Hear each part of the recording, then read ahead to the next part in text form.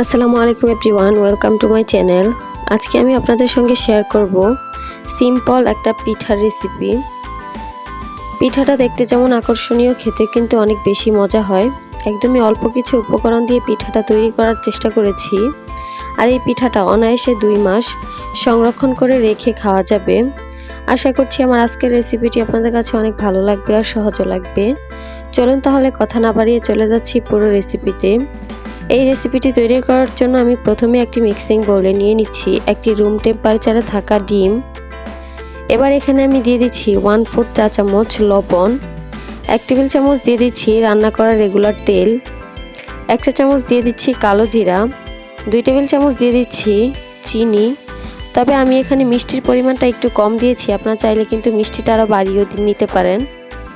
এবারে সব কিছুকে আমি একসঙ্গে একটা হ্যান্ড উইক্স দিয়ে খুব ভালোভাবে মিশিয়ে নিচ্ছি। মিশিয়ে নেওয়া হয়ে গেলে এবার এখানে আমি দিয়ে দিচ্ছি 2 টেবিল চামচ পাউডার মিল্ক। এবার এখানে দিয়ে দিচ্ছি 1 কাপ ময়দা, তবে ময়দার পরিবর্তে আটাও ব্যবহার করতে পারবেন। এবারে সব কিছুকে একসঙ্গে মিশিয়ে একটা ডো তৈরি করে নিচ্ছি। তবে কেউ যদি চান এখানে কিন্তু পাউডার মিল্কটা বাদও দিতে পারেন।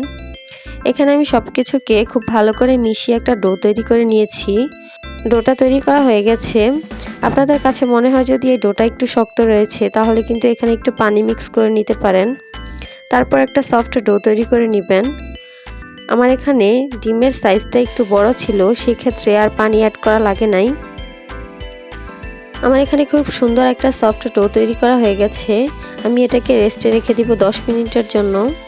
10 মিনিট পর আমার এই ডোটা কিন্তু এখন আরও কিছুটা সফট হয়ে গেছে। এখন আমি এই পিঠাগুলি তৈরি করে নিব।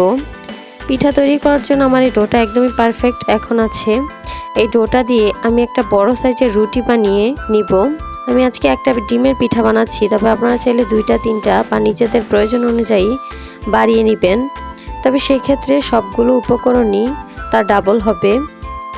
আমার এখানে বড় সাইজের একটা রুটি বেলা হয়ে গেছে। আর আমি রুটির থিকনেসটা আপনাদেরকে একটু দেখিয়ে দিচ্ছি।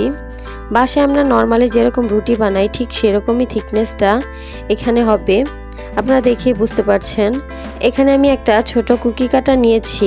এখন আমি এই কুকি কাটারটা দিয়ে ছোট ছোট রুটি কেটে নিচ্ছি।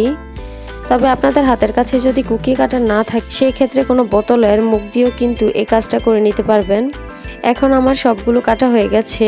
এখন আমি যে বাদ দিয়ে দিব সেই অংশগুলোকে উঠিয়ে নিচ্ছি। এগুলোকে আমি আবারও রুটি বেলে পিঠা তৈরি করে নিব।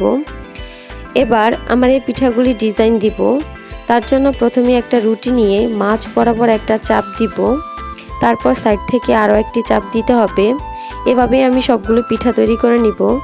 একদম ইজি একটা ব্যাপার, আপনারা দেখে নিশ্চয়ই বুঝতে পারছেন।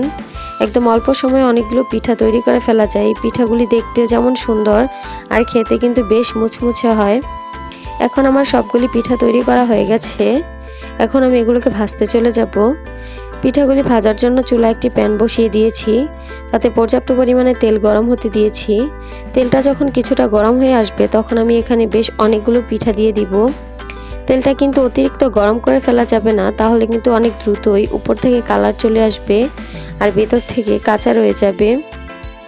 আর পিঠাগুলি কিন্তু চুলার মিডিয়াম লো হিটে ভাজতে হবে। মাঝে মাঝে নেড়ে চেড়ে দিতে হবে। আর কিছুক্ষণ পরেই দেখবেন কালার চেঞ্জ হতে শুরু করেছে। আস্তে আস্তে সময় নিয়ে এগুলোকে ভেজে নিতে হবে ক্রিস্পি করে, একদম লালচে করে। আমি এগুলোকে উল্টে পাল্টে খুব সুন্দর একটা গোল্ডেন ব্রাউন কালার করে ভেজে নিব। দেখতেই পাচ্ছেন আমার এখানে খুব সুন্দর একটা গোল্ডেন ব্রাউন কালার চলে এসেছে। আমি এখন এই পিঠাগুলিকে একটা ছাঁকনিতে করে তেল ঝরিয়ে উঠিয়ে নিচ্ছি। এগুলো ভাজার পর দেখতে অনেক বেশি সুন্দর হয়। দেখেই তো নিলেন, একদম ঘরোয়া উপকরণ আর অল্প কিছু উপকরণ দিয়েই কিন্তু অসম্ভব সুন্দর এই পিঠাগুলি তৈরি করা হয়ে গেছে। বাসায় নর্মালি যে কোনো বয়ামে রেখেই কিন্তু এই পিঠাগুলি 2 মাস সংরক্ষণ করে রেখে খাওয়া যাবে। একদমই সহজভাবে দেখিয়েছি। আশা করছি আপনাদের কাছে অনেক ভালো লেগেছে আর সহজে লেগেছে।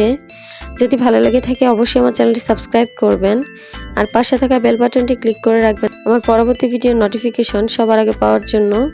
আজকে এ পর্যন্তই। সবাই অনেক বেশি ভালো থাকবেন। আল্লাহ হাফেজ।